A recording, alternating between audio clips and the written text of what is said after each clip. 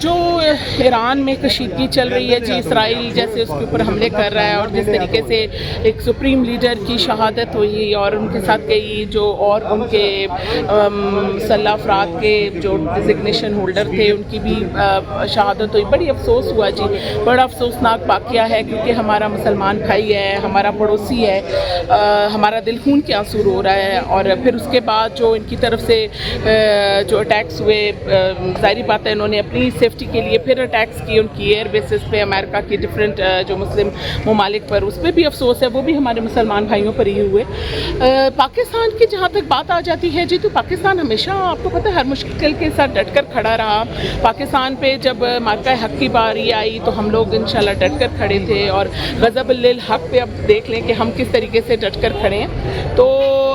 میں یہی کہوں گی کہ انشاءاللہ تعالیٰ جی، جیسے اسرائیل ہمیں بڑی دھمکیاں دیتا جا رہا ہے تو نتن یاہو جو ہے نا وہ پہلے اپنی خیر منائے کہ جس طریقے سے ایران اس پر حملے کر رہا ہے وہ خود بچ جائے تو بڑی بات ہے۔ کل بھی اس کے مرنے کی خبریں آ رہی تھیں، تو نتن یاہو جا کے اسرائیل کو بچائے۔ انشاءاللہ جس دن پاکستان پر باری آئی تو ہم نیوکلیئر پاور ہیں،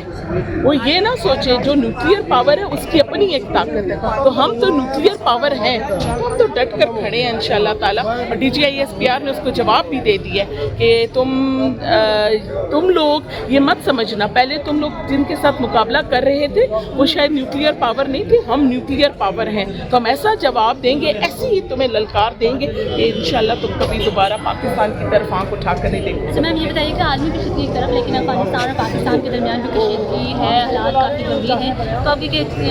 آپ کیا سمجھتی ہیں کہ اب جو ہے مذاکرات ہونے چاہیے کہیں پہ کسی سطح پہ؟ دیکھیں جی، مذاکرات کی جہاں تک بات ہے، 40 سال ہم لوگوں نے انہیں کھلایا پلایا، گلے لگایا ہم لوگوں نے، یہ ہمارے لیے آستین کا سانپ بن گئے۔ یہ ہمارے نوجوان نسل کے اوپر ان کے حملے دیکھیں، اسکولوں پر ان کے حملے دیکھیں، کچہری پہ جا کر حملے دیکھیں، مسجدوں میں جا کر حملے دیکھیں، تو ان لوگوں کو تو بات وہی ہے کہ ان پر تو یقین ہی ختم ہو گیا ہمارا، ہمیں تو ان پر بھروسہ ہی نہیں رہا۔ پہلے جو تندور تھا وہ تندور میں گیا، اور یہ تندوری بھی انشاءاللہ جہنم فاصل ہوں گے۔ ان لوگوں نے جس طریقے سے، یہ وہ منکرین ہیں، ان کے ساتھ تو جہاد فرض بنتا ہے، یہ تو ان کی نشاندہی ہوئی تھی، اور یہ ہمارے وہ آستین کے سانپ ہیں جنہیں ہم لوگوں نے وہ اس سانپ کو دودھ پلاتے رہے، وہی سانپ ہمیں کاٹنے کے لیے دوبارہ تیار ہو گیا۔ ہم تو ان کو اس لیے تو نہیں، ہم ان کے ساتھ اتنی ہم لوگوں نے ہمدردیاں کی تھی۔ تو میرے خیال میں جی، جب پاکستان ہے ایک ایسا اسلامی ملک ہے کہ ہم امن کے دائی لوگ ہیں، ہم امن چاہتے ہیں، کوئی وقت آیا تو ضرور جی کوئی ثالثی کردار کسی نے ادا کیا تو وہ تو پھر وقت پر ڈیپینڈ کرتا ہے، لیکن نہیں، ابھی انہیں سبق سکھانا ضروری ہے۔ جس طریقے سے ان کی ہمارے ساتھ رویہ ہے، جس طریقے سے ہمارا ان کے ساتھ رویہ رہا، تو ابھی سبق سکھانا ضروری ہے میرے خیال میں۔ تو